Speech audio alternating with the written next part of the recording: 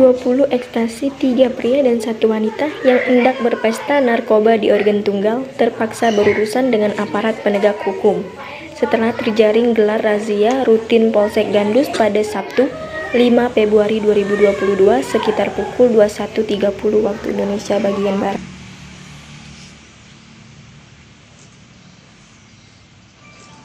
Selamat siang rekan-rekan dari media. Pada saat hari ini kita Polsek Gandus melaksanakan kegiatan relay, yaitu dalam melakukan kegiatan penangkapan seseorang yang tidak pada tempatnya ataupun menguasai barang mengedarkan. Dalam hal ini kami pelaksananya pada hari Sabtu tanggal 5 Februari 2022 kita melaksanakan kegiatan rutin operasi pada malam hari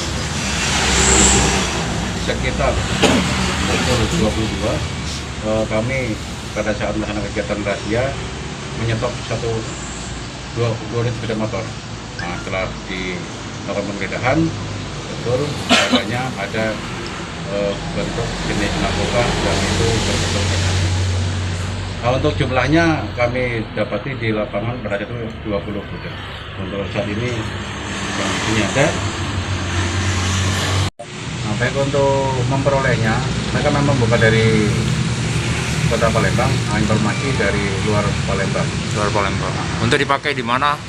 Pada saat itu informasi mau dipakai sendiri dan juga ada yang mau dipakai ada di rekan-rekannya ataupun dijual belikan.